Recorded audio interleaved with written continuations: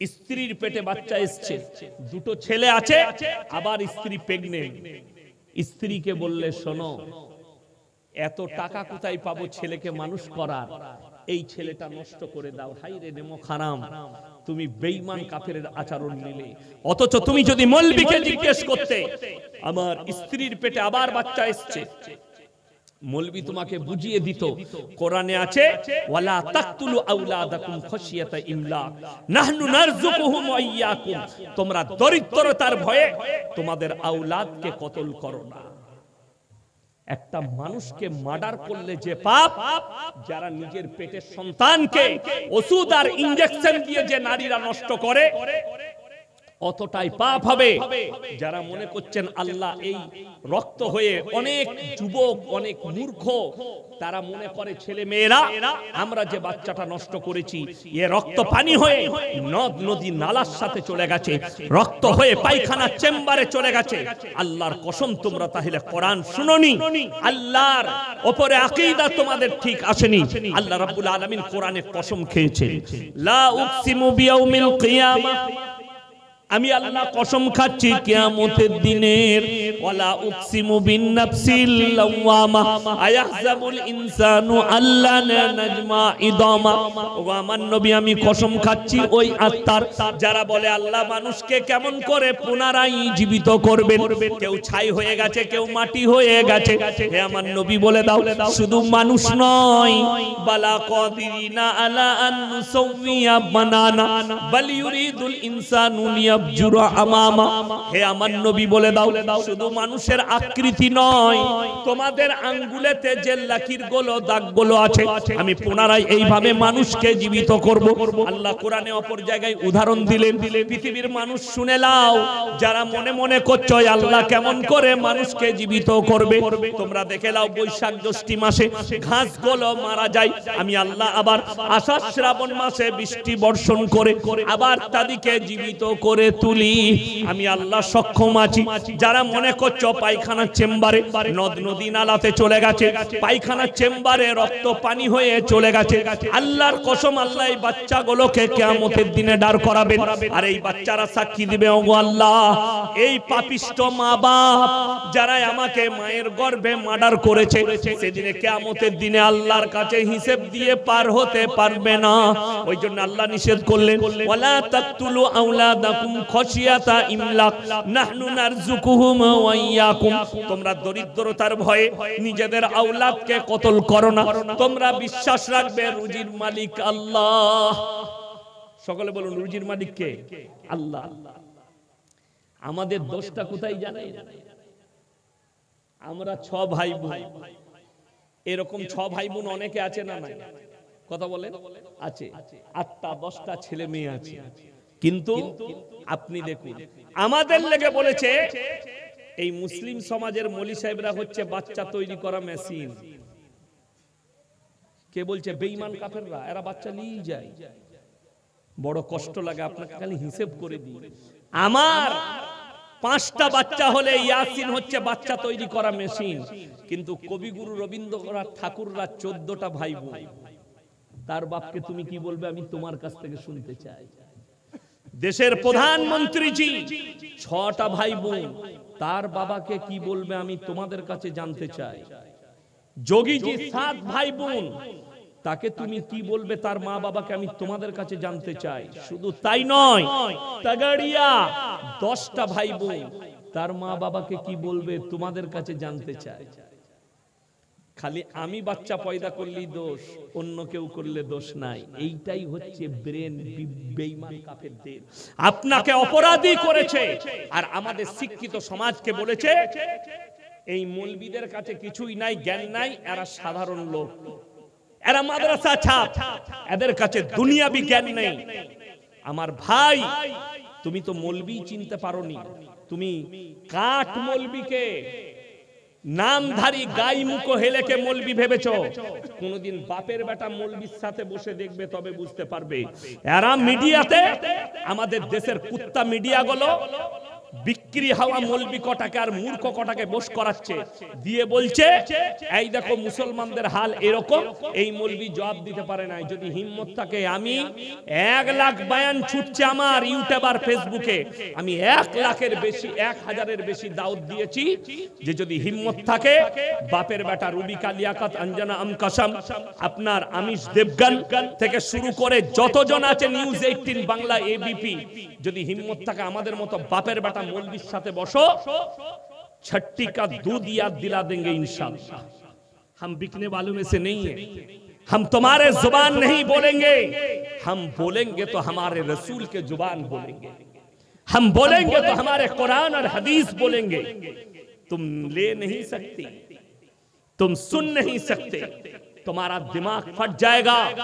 इस्लाम के बारे में पहले जांच लो फिर कहना, उससे पहले बात मत करो। আমার ভাই, আমার মা বোন সকলকে অনুরোধ করছি, হাত তুলে বলুন নামাজ কেউ ছাড়বো? হাত তুলে বলুন না নামাজ কেউ ছাড়বো না, জোরে বলুন ইনশাআল্লাহ।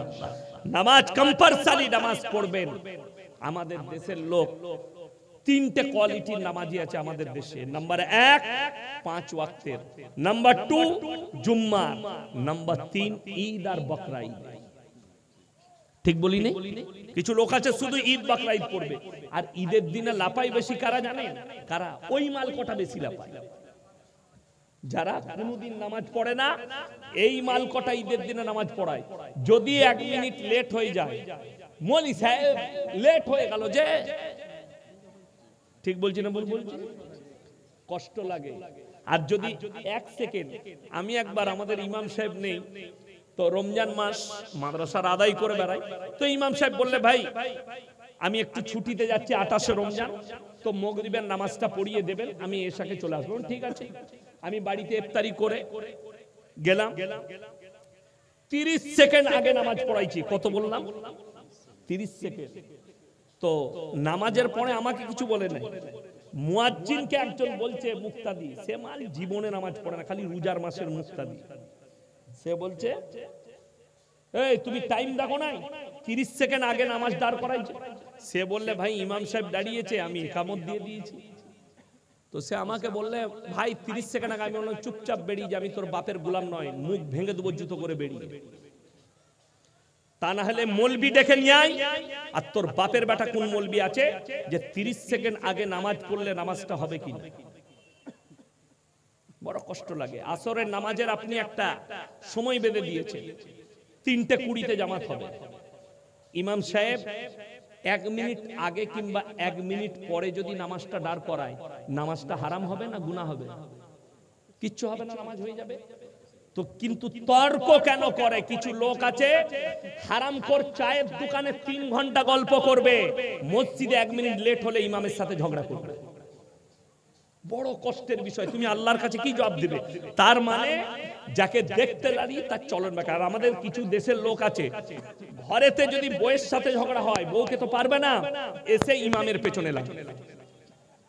আমি বললি খারাপ মৌলবি, বাস্তব কথা বলছি।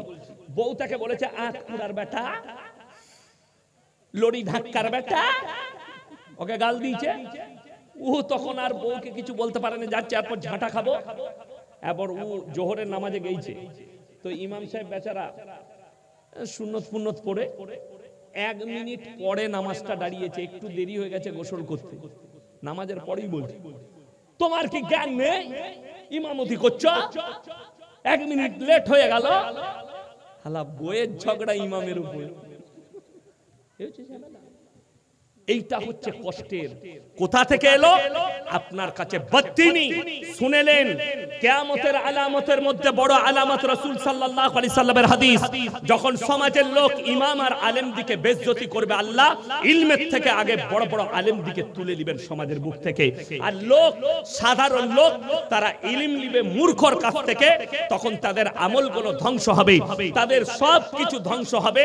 আর মূর্খকে আলেম মনে করে তারা তাদের কাছ থেকে ইলম নিতে চাই। এটা কিয়ামতের আলামত, মাথায় রাখবেন। একটা সাধারণ ছেলে তার কাছ থেকে ইলম নিবে, কিন্তু ইমামের তার কাছে মর্যাদা থাকবে না, আল্লাহ ইলমের থেকে আলেম দিকে আগে তুলে নেবেন। এটা রাসূল সাল্লাল্লাহু আলাইহি সাল্লামের হাদিস। এটা কিয়ামতের আলামতের মধ্যে মারাত্মক আলামত। মূর্খরা ইলম দেবে আর শিক্ষিতরা চুপচাপ বসে দেখবে। ইবারত পড়ার ক্ষমতা নাই, একটা আরবি ইবারত পড়া আপনার জানা নেই। আপনি কোরআন যদি পড়েন, এই মৌলবীরা আমরা জানি এক একটা আয়াতের কতগুলো মুতাসাবিয়াত আছে, একই রকম আয়াত আছে, খালি একটা ওয়ার্ডের জন্য, একটা হুরুফের জন্য পুরো মানে পাল্টিয়ে গেছে।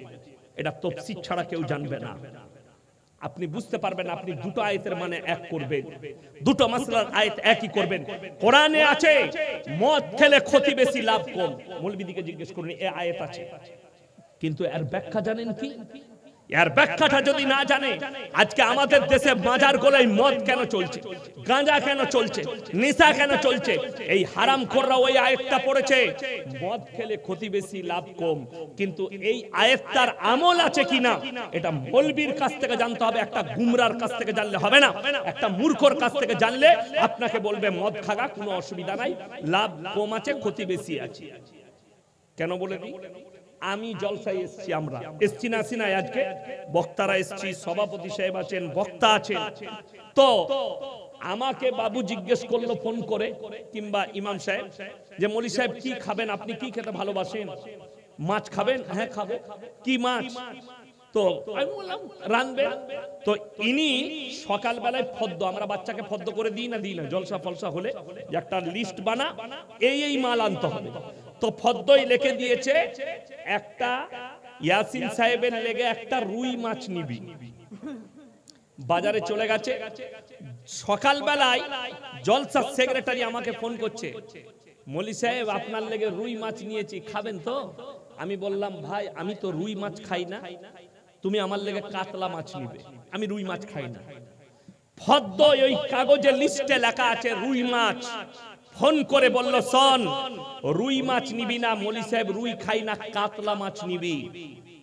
ফদ্দই রয়ে গেছে রুই মাছ, হুকুম বাতিল হলো, কথাটা রহিত, মাছ আসছে কাতলা। কোরআনে আয়াত রহিত, তার হুকুমকে বাতিল করা হলো, পরবর্তী আয়াত অবতীর্ণ হলো তোমাদের জন্য নেশাগ্রস্ত জিনিস স্পর্শ করা হারাম। কথা বুঝাতে পারলাম? এটা আপনি মূর্খর কাছ থেকে পাবেন না। মূর্খ যদি ওই আয়াত পড়ে, এই হারামখোরগুলো মাজারে গাঁজা খাচ্ছে আর মদ খাচ্ছে আর গাঁজার টান মারছে, তার কারণ এরা এই আয়াত পড়ে বলছে যে হালাল। বড় দুঃখের বিষয়। ওই জন্য এটা কিয়ামতের মারাত্মক আলামত। সমাজ আজকে বলি, সমাজ কিভাবে পরিবর্তন হয়েছে। আমি কালকে বলছিলাম কোথায়, ওই জলপাইগুড়িতে, অবাক হবেন, একটা বাচ্চা ছেলে 10 টাকা চুরি করেছে, তাকে বাজারে বেঁধে, সে পেটের জন্য চুরি করেছে, গরিবের ছেলে, তার কাছে পয়সা নেই, সে ভিক্ষা করে খায়, তার মা বাবা নাই, তাকে গাছে বেঁধে পিটাচ্ছে। এই ছেলেটা চোর, 10 টাকা চুরি করেছে। হাইরে সমাজ, কিয়ামতের আলামত শুনেলেন। এই বাচ্চা ছেলে, এতিম ছেলে, পেটের জন্য চুরি করেছে, 10 টাকা, একে চোর বলে গাছে বেঁধে পিটাচ্ছে। অথচ যারা কওমের গরিবের এতিম মিসকিনের লাখ লাখ টাকা চুরি করেছে, তাদেরকে আমরা স্টেটে ডেকে গলায় মালা পরিয়ে বরণ করি আর বলি এটা সমাজসেবী। সমাজদারোं के लिए इशारा काफी है। বড় কষ্টের বিষয়, দুঃখের বিষয়। শুনেলেন, বেঈমান কাফেরকে আপনি চিনতে ভুল করেছেন। আজকের নয়, 2 বছর আগে মুর্শিদাবাদের এক হারামখোর নেতা আমার সঙ্গে এক স্টেজে জলসা করেছে। আমি বসে আছি, আমার আগে লাল বাতি গাড়িতে এলো, পেছনে বডিগার্ড, স্টেজে চেপে বলল মাদ্রাসার জলসা, আমি নাম করব না, ওই বেলডাঙ্গা থানার একটা মাদ্রাসার জলসায় স্টেজে দাঁড়িয়ে বললে ইসলাম শান্তির ধর্ম। এই মাদ্রাসা প্রতিষ্ঠানকে উন্নয়নের জন্য আমি 10 লক্ষ টাকার চেক দিচ্ছি। সে 10 লাখ টাকার চেক আমার সামনে দিয়েছে, এটা আমি বানানো গল্প বলিনি। আজকে সেই হারামখোর নেতা বলছে মাদ্রাসায় জঙ্গি তৈরি হয়। তার থেকে বড় জঙ্গি কেউ হতে পারে? যদি জঙ্গি তৈরি হয় 2 বছর আগে, তার মানে তুমি জঙ্গির দলের লোক ছিলে। যখন তুমি 10 লক্ষ টাকা চেক দিয়েছো, তখন তুমি জঙ্গিকে সাপোর্ট করেছো। এই লোককে আগে অ্যারেস্ট করা দরকার, এই জঙ্গিকে মদত করেছে। কেন? সুযোগটা আপনি দিয়েছেন, সুযোগ আপনি। আজকে আমি কষ্টের সঙ্গে বলে যাচ্ছি, মালদা, মুর্শিদাবাদ আর দিনাজপুরে আমাদের মতো বক্তাকে ডেকে আমরা বয়ান করছি, আমি বাদ দেন যে কোনো বক্তা আর কমিটির লোক নিয়ে এলো এক হারামখোর নেতাকে, আর আমাদের মতো আলেমদের মুখ বন্ধ করে আপনি 10 মিনিট দাঁড়ান, আমাদের নেতা কথা বলবে, আর বক্তাকে দাঁড় করিয়ে ওই হারামখোর নেতার একটা আলেমকে বশ করিয়ে যারা মনে করবেন তারা আমাকে দাওয়াত দিবেন না, তোমার জলসার ভোকা আমি নই। আপনি আমার বর্ধমান জেলায় চলুন, একটা নেতাকে স্টেজে পাবেন না। রাজনীতির মঞ্চ আলাদা, ইসলামের মঞ্চ আলাদা। একটা আলেমকে স্টপ করে কি করে আপনি তাকে একটা মূর্খকে দিলেন যার কাছে ইলম নাই, যার কাছে কোরআন নাই, অথচ লোকরা শুনতে এসছে কোরআন আর হাদিসের কথা। আপনি তাকে রেসপেক্ট করতে পারেন, আপনার এমএলএ, আপনার এমপি, তাকে সম্মান করতে পারেন, তাকে স্টেজে ডেকে আপনি মালাও পড়ান, কিন্তু জেনে রেখে দিবেন একটা আলেম যখন বক্তব্য দিচ্ছে তাকে থামিয়ে তাকে স্টপ করে বক্তব্য দেওয়া এর থেকে বড় পাপ আর কিছু হতে পারে না। এটা আমি চ্যালেঞ্জ ছুড়ে বলে গেলাম, যাদের দাওয়াত দিয়ে আছে ইউটিউবে শুনবেন, তারা যদি মনে করেন এই বক্তাকে ক্যান্সেল করবো, আলহামদুলিল্লাহ আমি আরাম পাবো, আরামের একটাও দিন নাই আমার কাছে, আমি রেডি আছি। যদি মনে করেন আমরা এদিকে ডাকিয়ে অপমান করব, আমাকে দাওয়াত দিবেন না, আমি নাই। বড় কষ্টের বিষয় হলো কিয়ামতের আলামত যে আপনি আলেমের ইজ্জত বুঝেননি, অথচ আল্লাহ কোরআনে আলেমের ইজ্জত সম্পর্কে কি বলেছে জানেন? ইন্নামা ইয়াখশাল্লাহা মিন ইবাদিহিল উলামা। আমার নবী আর পয়গম্বরের পরে যারা আমাকে সবথেকে রীতিমতো ভয় করে তারা হচ্ছে আলেম সম্প্রদায়, তারা হচ্ছে আলেমরা, তারা কঠিন ভয় করে আমাকে। আমার ভাই, ওই জন্য আপনাকে অনুরোধ করছি, আপনি দিন বুঝুন, সবাই বুঝবো, জোরে বলুন ইনশাআল্লাহ। আপনারা ইমানদারির সঙ্গে আপনারা জানেন পর্দা করা ফরজ, আপনার বিবিকে আপনি পর্দায় আনতে পারেননি, শুনেলেন আপনার ব্রেনে শয়তান কি বাধা বেঁধেছে, বেঈমান কাফেররা কি মেহনত করেছে। একটা চকলেটের দাম 1 টাকা, কত বললাম? কথা বলে না? 1 টাকা। সেই চকলেটটা কেউ যদি প্লেটে করে খুলে বিক্রি করে কেউ কিনবে? কথা বলে কেন কিনবেন না? অতি ধুলো পড়েছে, অতি ধুলো পড়ে গেছে, মাছি বসেছে, ইজ্জত নষ্ট হয়ে যায়। আমার মারা ভালো করে শুনবেন, 1 টাকার চকলেট কেউ যদি খুলে বিক্রি করলে তার ইজ্জত নষ্ট হয়ে যায়। আল্লাহ তোমার বিটির কতটা ইজ্জত দিয়েছে, একটা নারীর কতটা ইজ্জত দিয়েছে, তুমি তোমার ইজ্জত, বিটির ইজ্জত বুঝলে না, তোমার বিবির ইজ্জত বুঝলে না, তোমার মেয়ের ইজ্জত বুঝলে না, তোমার মায়ের ইজ্জত বুঝলে না, যে তাদের ইজ্জতের দাম কতটা। 1 টাকা চকলেটের ইজ্জত বুঝেছে, কিন্তু নিজের মায়ের ইজ্জত বুঝতে পারেননি, বিটির ইজ্জত বুঝতে পারেননি। যদি আপনাদের বাজারে, পুকুরিয়ায় বাজারে কেউ যদি একটা কলা ছিলে বিক্রি করে, সেই কলা কেউ কিনবে? কিনবেন না। কেন? এই কলাটাই মাছি বসেছে, ধুলো পড়েছে, ইজ্জত নষ্ট হয়ে গেছে, আপনি আর কিনবেন না। যদি আপনার কাছে একটা কলার যদি এত মূল্য হয়, তাহলে আপনার বিবির মূল্য আপনার কাছে কতটা হওয়া দরকার, তার ইজ্জতের মূল্য কতটা হওয়া দরকার, আপনার মেয়ের ইজ্জতের মূল্য কতটা হওয়া দরকার। অথচ কোরআন বলেছে ওয়াদরিব খুমুরিহিন্না আলা জুনুবিহিন, হে নারী তুমি পর্দা নির্ধারিত করো, তোমরা কোনোদিন ধর্ষিতা হবে না, তোমরা কোনোদিন লাঞ্ছিত হবে না। রাসূল আকরাম সাল্লাল্লাহু আলাইহি সাল্লামের কাছে যেদিনে পর্দা ফরজ হয়েছে, সেই দিন থেকে নবীর এবং সাহাবীর বিবিরা পায়ের নখটা পর্যন্ত হুজরাখানা থেকে বের করেনি, জোরে বলুন সুবহানাল্লাহ। আর আপনি পর্দা ছিঁড়ে বার করে দিলেন, পর্দা নেই, আমাদের বাড়িতে পর্দা নেই, আমাদের রাস্তাঘাটে পর্দা নেই, আমাদের কোনো জায়গায় একটা বিবাহ বাড়িতে পর্দা নেই। কত দুঃখ লাগে। আজকে একটা বিয়ের অনুষ্ঠান হলে আমাদের মা বোনরা যে পোশাক পরে আসে, শয়তানও এদিকে দেখে লজ্জা পায়। ঠিক বললাম না ভুল বললাম? এত নোংরা পোশাক পরে। আর এখন ফ্যাশন হয়েছে যে যত ছোট পোশাক পরবে এইটাই হচ্ছে মডেলিং। ছোট পোশাক পরা যদি মডেলিং হয়, জেনে রেখে দিবে গোটা পুকুরিয়া থানায় সবথেকে বড় মডেলিং হচ্ছে কুত্তাগুলো যারা কোনো পোশাকই পরে। এদের থেকে বড় মডেলিং কেউ নেই। অবাক হবেন। হে আমার মা, হে আমার বোন, আজকে বেঈমান কাফেররা ঠান্ডা মাথায় কিভাবে কাজ করেছে। টাকনুর ওপরে পুরুষ মানুষ কাগজ কাপড় পরবে, বুখারী শরীফের হাদিস। যারা টাকনুর নিচে যে পুরুষ কাপড় পরবে, ওই অঙ্গটা জাহান্নামের আগুনে তাদের ভরে দেওয়া হবে। কোথায় বললাম? জাহান্নামের আগুনে। বেঈমান কাফেররা যতগুলো প্যান তৈরি করেছে সব টাকনুর নিচে। ঠিক বললাম না ভুল বললাম? আপনি দেখেন, আপনাকে বাড়িতে এসে কাটতে হচ্ছে, যারা ইমানদার ছেলে তারা কাটছে। আমি গত বছরে মুম্বাই যাচ্ছি, কলকাতা এয়ারপোর্টে দাঁড়িয়ে আছি, বোর্ডিং পাস করাবো। আমার সামনে একটা বিহারিদের ছেলে, মুসলিমদের, এমন একটা প্যান পরে আছে, পেছন থেকে মনে হচ্ছে যেন খুলে পড়ে যাবে। আমি তাকে বললাম, ভাইয়া থোড়া উপর কর লো না তো পিছে গড়বড় হয়ে যায়গা, मैं खड़ा हूं। সে আমাকে উত্তর কি দিল জানেন? হযরত ये डिजाइन है। हम साला ऐसा भी डिजाइन का पेन निकल चुका है। আমি মনে মনে চিন্তা করলাম, এই যুবক যদি এই প্যান পরে নামাজ পড়তে যায়, তার পেছনের কাতারে যে থাকবে তার আর নামাজ হবে? পেছনে যে থাকবে সে সিজদায় গেলে গোটা আলী বাবার গুফা দেখতে পাবে, নামাজ শেষ। কথাটা বুঝতে পারেননি? হারাম। বেঈমান কাফেররা এই মেহনতটাই করেছে, যাদের নামাজ পড়লে এমন প্যান তৈরি করে যেন নামাজ গুনাহ হয়ে যায়, নামাজ হারাম হয়ে যায়। হে আমার মা বোন, বেঈমান কাফেররা তাদের টেকনোলজিতে জিতে গেছে, আমরা আমাদের টেকনোলজি যে জিততে পারিনি। অথচ পৃথিবীর সবথেকে দামি টেকনোলজি হচ্ছে কোরআনের টেকনোলজি, সবথেকে দামি আদর্শ হচ্ছে রাসূল আকরাম সাল্লাল্লাহু আলাইহি সাল্লামের আদর্শ। তারপরও আপনি আমি হেরে গেছি। নারীদের জন্য টাকনুর নিচে কাপড় পরতে হবে। যে মেয়েরা টাকনুর উপরে কাপড় পরবে, ওই অঙ্গগুলো জাহান্নামের আগুনে ঝুলবে। আমার ভাই, আমার মা বোন, আজকে বেশিরভাগ বেঈমান কাফেররা তারা সালোয়ার তৈরি করেছে, সব মেয়েরা এখানে পড়ছে, এইখানে।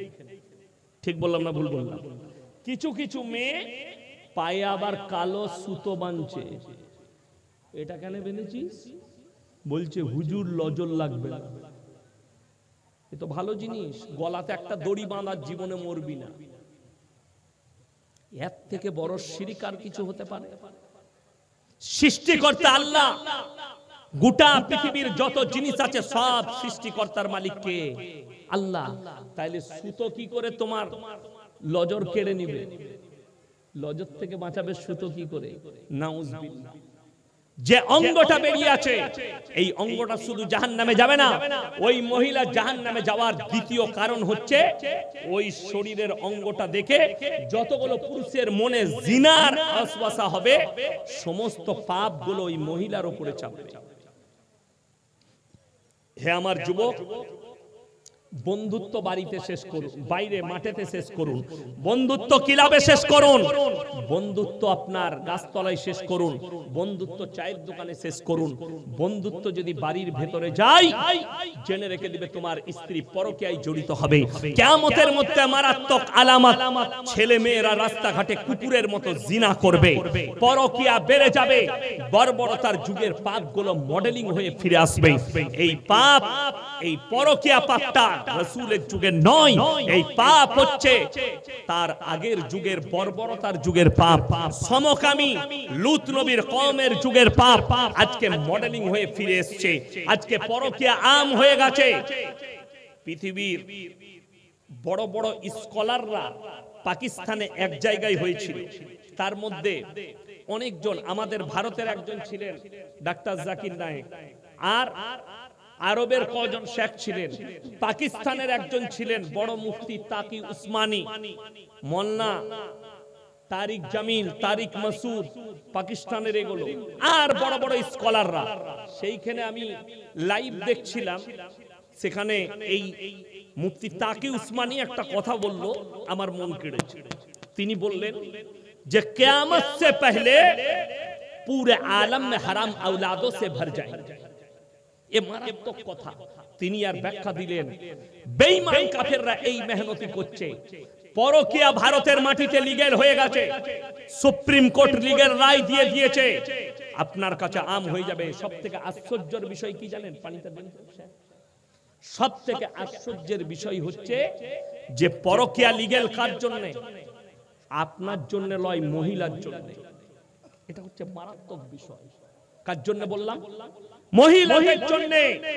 একটা মহিলা পরকীয়া করবে, আপনি গিয়ে যদি বলেন আমার বউ পরকীয়া করেছে, আপনাকে মারবে প্রশাসন, চল হাঁটো। কিন্তু একটা মহিলা যদি গিয়ে বলে আমার পুরুষ আমাকে জ্বালাচ্ছে, আমার পুরুষ অন্য নারীর সম্পর্কে আছে, তখন তোমার বিচার হবে। কিন্তু তুমি যখন তোমার বউয়ের নামে অভিযোগ করতে যাবে, সেই অভিযোগ নেওয়া হবে না। নারীর জন্য যাতে পাপটা দ্রুত ছড়ায়, এদের কাছে হারাম আওলাদ তাড়াতাড়ি পৌঁছায়, এইটাই হচ্ছে বেঈমান কাফের ইহুদি নাসারাদের মেহনত। আজকে ঠান্ডা মাথায় তারা আপনাকে পাপে লিপ্ত করেছে। তারা নাম দিয়েছে ভ্যালেন্টাইন ডে 14ই ফেব্রুয়ারি, কাজ হচ্ছে জিনা করা। তারা নাম দিয়েছে কিস ডে, কাজ হচ্ছে জিনা করা। তারা নাম দিয়েছে চকলেট ডে, কাজ হচ্ছে জিনা করা। তারা নাম দিয়েছে কিস ডে, কাজ হচ্ছে জিনা করা। আমার ভাই, ঠান্ডা মাথায় আপনার আমার সন্তানকে জিনা করাচ্ছে। আল্লাহ আমাদের সকলকে হেফাজত করুক, বলুন আমিন। আলহামদুলিল্লাহ। ওই জন্য সবাই নিয়ত করলেন, আজ থেকে হাত তুলে বলুন আমরা পাপ থেকে বাঁচবো, জোরে বলুন ইনশাআল্লাহ। সবাই আমাদের সন্তান, বিবিকে, মেয়েকে, বোনকে আমরা পর্দায় নিয়ে আসবো, জোরে বলুন ইনশাআল্লাহুল আজিজ। আল্লাহ আমাদের সকলকে কবুল করুক। আমার ভাই, পৃথিবীর মধ্যে দুটো জায়গা মারাত্মক জায়গা। নাম্বার 1 আল্লাহর ঘর মসজিদ, নাম্বার 2 ওই জায়গা যেখানে আল্লাহ আল্লাহর রাসূলের কথা আলোচনা হয়। আল্লাহ রাব্বুল আলামিন কোরআনে বললেন, তোমাদের কাছে তিনটে ব্যক্তি যদি হাত পেতে দেয়, তাদের হাতকে জীবনে ফিরিও না। নাম্বার 1 ওয়া আতিদাল কুরবা, তোমার কাছের গরীব যদি হাত পাতে তাদের হাতকে ফিরিও না। ওয়াল ইয়াতামা ওয়াল মাসাকিন, আর এতিম আর মিসকিন যদি হাত পাতে তাদের হাতকে ফিরিও না। ওয়াবনাস সাবিলি ওয়ালা তুবাদদির তাবদীরা, আর তোমাদের কাছে যদি মুসাফির হাত পাতে এদের হাতকে ফিরিও না। আপনি 1 টাকা দান করতে পারলে আপনি মনে মনে ভাববেন, 1 টাকা দান করতে পারলে মনে মনে ভাববেন যে আল্লাহ আমাকে দেনেওয়ালা বানিয়েছো, আমাকে হাত পাতনেওয়ালা বানাওনি। আল্লাহ আমাকে দেনেওয়ালা বানিয়েছো। রাসূল আকরাম সাল্লাল্লাহু আলাইহি সাল্লাম বললেন, যাকিরা গচ্ছিত সম্পদ, যারা দুনিয়ার বুকে মাল থাকতে দান করবে, কিয়ামতের দিনে এগুলো হচ্ছে গচ্ছিত সম্পদ। কিয়ামতের দিনে মনে মনে ভাববে, আমি যদি আরো কিছু দিতাম আমার জন্য মঙ্গল হতো।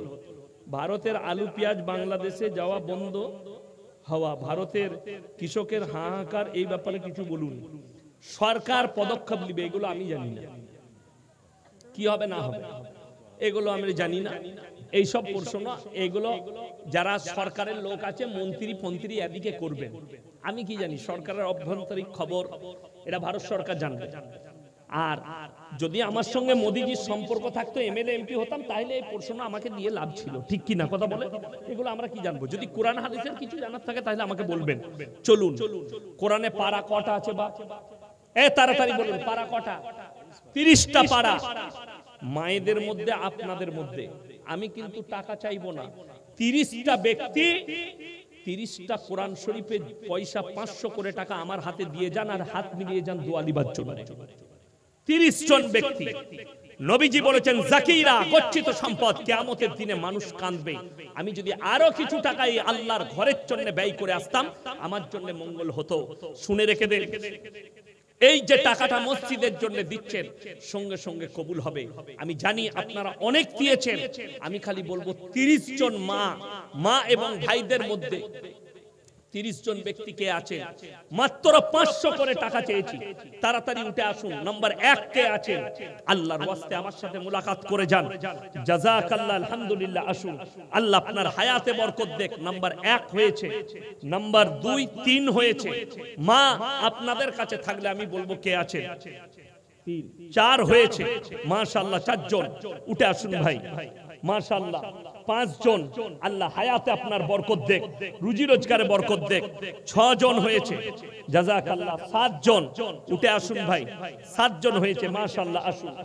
8, 9 জন হয়েছে, জাযাকাল্লাহ। আমি 30টা চেয়েছি, তাড়াতাড়ি উঠে আসুন। আমার মায়েদের মধ্যে এই যে কে আছে এইখানে দিবেন, 9 জন হয়েছে। 10টা, মাশাআল্লাহ। 11, 12, জাযাকাল্লাহ, আসুন ভাই। 13, মাশাআল্লাহ। 14, মাশাআল্লাহ। 15, আল্লাহ হায়াতে বরকত দেখ। 16, 17, মাশাআল্লাহ। 17, 18, মাশাআল্লাহ। 19, 20, আসুন ভাই। 21, জাযাকাল্লাহ। 22, মাশাআল্লাহ, আসুন বাবা।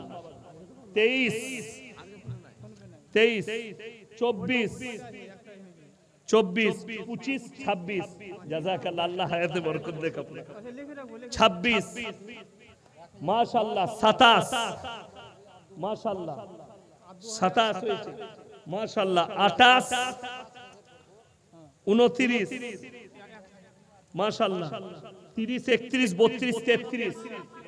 আচ্ছা, আল্লাহ আপনার আব্বা মাকে জান্নাতি করুক, আল্লাহ আপনার হায়াতে বরকত দেখ।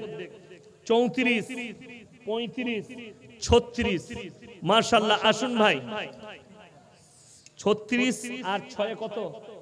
42, 42, 43, 44। আমি চেয়েছিলাম কটা?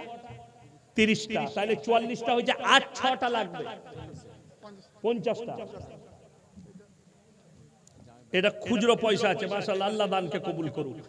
আমার ভাই আর 6 জন, মাশাআল্লাহ। এই দেখেন 45 আর 5টা দিলেই হবে। মায়েদের মধ্যে কে আছে? একটা এসছে। আচ্ছা, মাশাআল্লাহ। এই দেখেন কত? 46, মাশাআল্লাহ। 47। আমি তো গজল পড়ি না, আমার আগে হায়দার ভাই ছিল, দারুণ গজল শোনাইছে। আমি কিন্তু গজলওয়ালা বক্তা নই, গজল জানি না, তবে আজকে পড়ে দেবো একটা ইনশাআল্লাহ। এই 50টা হয়ে গেলে একটা গজল পড়ে দেবো। এমনি আমি গজল জানি না, কিন্তু পড়বো ইনশাআল্লাহ আপনাদের মহব্বতে আমি পড়ে দেবো। কে আছে? 47 আর মাত্র 3টে লাগবে।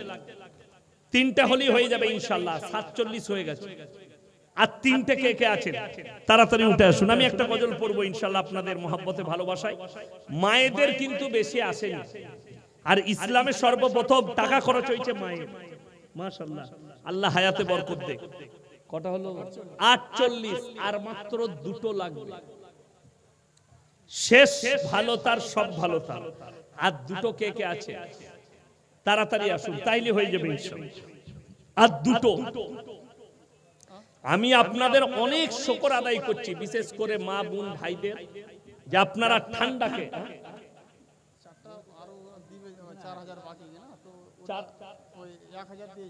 1000 দিয়েছেন, আরো 4000 দিবেন। মাশাআল্লাহ, 300 পরে দিয়ে দিবেন। দেখেন 39 আর 4000 দিবে, 4 দুগুণে 8। 49 আর 8 কত?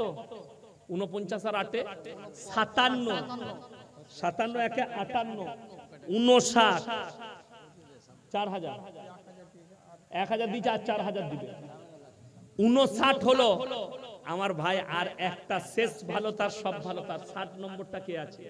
60 নম্বর কে আছে? আমার কোন ভাই আছেন?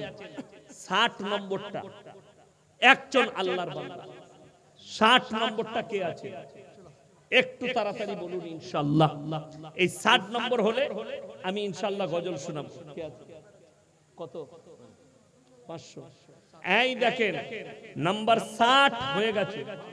আল্লাহ, 60টা হয়ে গেল। একজন বাচ্চা 100 টাকা দিয়ে গেছে।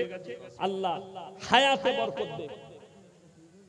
যে কোনো একজনের ফোন পে নম্বর দেন না, পাঠিয়ে দেন ভাই। 60টা হয়ে গেছে, আমি ওয়াদা করেছি আমি আপনাদেরকে গজল শোনাচ্ছি। আল্লাহ, এই দেখেন আবার গোলমাল। 61 হয়ে গেল, তাহলে আর 9টা লাগবে। আমি ঝামেলা একদম ভালোবাসি না, আপনারা ঝামেলা বাড়াচ্ছেন। এই দেখেন 62 হয়ে গেল। Phone pay 63, phone pay 64। এই দেখেন 64 হয়ে গেল, সব ফোন পেতে দিচ্ছে। ফোন পে আর কার কার আছে? তাড়াতাড়ি আসুন। ফোন পে কে কে আছে?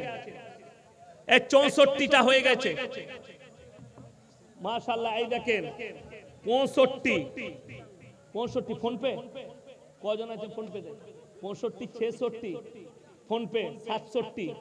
67 হয়ে গেছে, আর মাত্র 3টে দিনই হয়ে যাবে ইনশাআল্লাহ।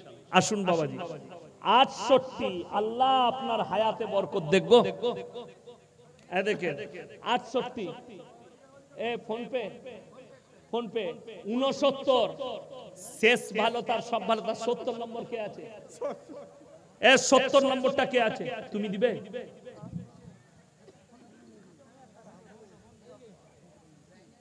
এই দেখেন 70 নম্বর হয়ে গেল। জোরে বলুন সুবহানাল্লাহ। আমি জানি মাশাআল্লাহ হবে। আবার আসছে।